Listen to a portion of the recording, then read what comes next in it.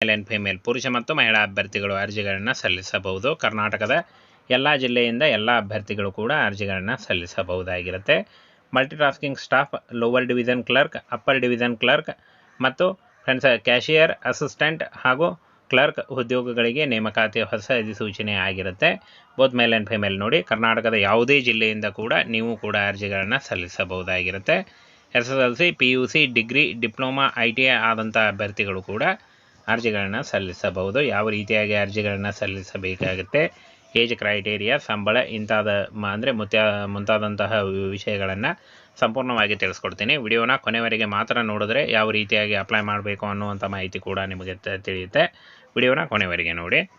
Friends, ಇಲ್ಲಿ ಕಾಣಿಸ್ತಾ ಇದೆ ನೋಡಿ, ಒಟ್ಟು ಟೋಟಲ್ ಆಗಿ 17,000ಕ್ಕೂ ಅಧಿಕ ಉದ್ಯೋಗಗಳಿಗೆ, ಬೃಹತ್ ಉದ್ಯೋಗಗಳಿಗೆ ನೇಮಕಾತಿ ನಡೀತಾ ಇದೆ ನೋಡಿ. ಇನ್ನು ಫ್ರೆಂಡ್ಸ್, ಬಹುಕಾರ್ಯ ಸಿಬ್ಬಂದಿ 3,341 ಹುದ್ದೆಗಳಿದ್ದಾವೆ. ಕೆಳ ವಿಭಾಗದ ಗುಮಾಸ್ತ 1,923 ಹುದ್ದೆಗಳು. ಇನ್ನು ಅಪ್ಪರ್ ಡಿವಿಷನ್ ಕ್ಲರ್ಕ್ ಮತ್ತು ಅಪ್ಪರ್ ಡಿವಿಷನ್ ಕ್ಲರ್ಕ್ ಕ್ಯಾಶಿಯರ್ 6,435 ಹುದ್ದೆಗಳು.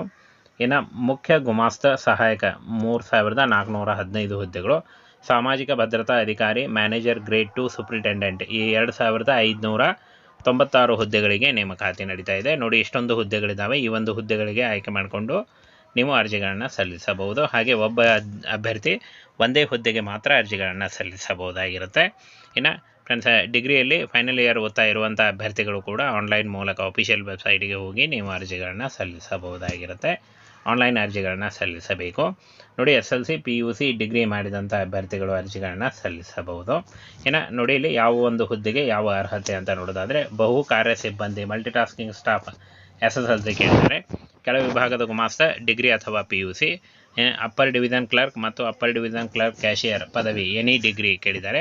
ಮುಖ್ಯ ಗುಮಾಸ್ತ ಸಹಾಯಕ ಡಿಗ್ರಿ ಹಾಗೂ ಸಾಮಾಜಿಕ ಭದ್ರತಾ ಅಧಿಕಾರಿ manager grade 2 superintendent any degree ನೋಡಿ. ಡಿಗ್ರಿ ಪದವಿ ಹಾಗೂ ನೀವು ಡಿಪ್ಲೊಮಾ ಮತ್ತು ITI ಮಾಡಿದ್ರೂ ಕೂಡ ನೀವು ಅರ್ಜಿಗಳನ್ನು ಸಲ್ಲಿಸಬಹುದಾಗಿರುತ್ತೆ. SSLC, PUC, ಡಿಗ್ರಿ, ಡಿಪ್ಲೊಮಾ ಮಾಡಿದ್ರೂ ನೀವು ಅರ್ಜಿಗಳನ್ನು ಸಲ್ಲಿಸಬಹುದು.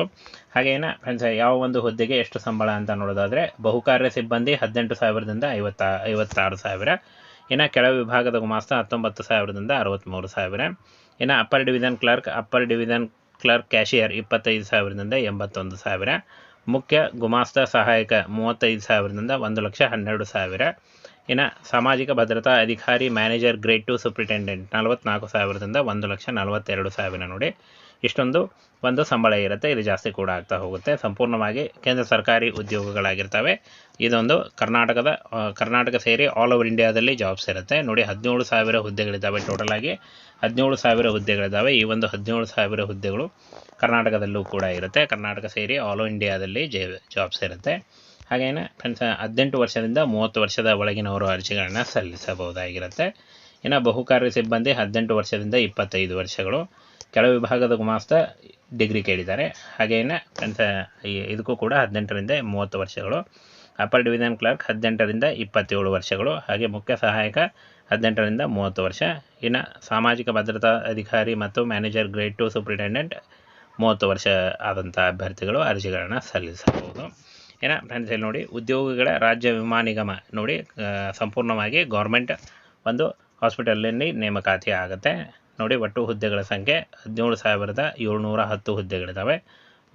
ಇಲ್ಲಿ ನೋಡಿ, ಸಂಬಳ 18,000ದಿಂದ 1,42,000. ಉದ್ಯೋಗ ಸ್ಥಳ ಕರ್ನಾಟಕ ಸೇರಿ ಆಲ್ ಓವರ್ ಇಂಡಿಯಾದಲ್ಲಿ ಜಾಬ್ಸ್ ಇರುತ್ತೆ.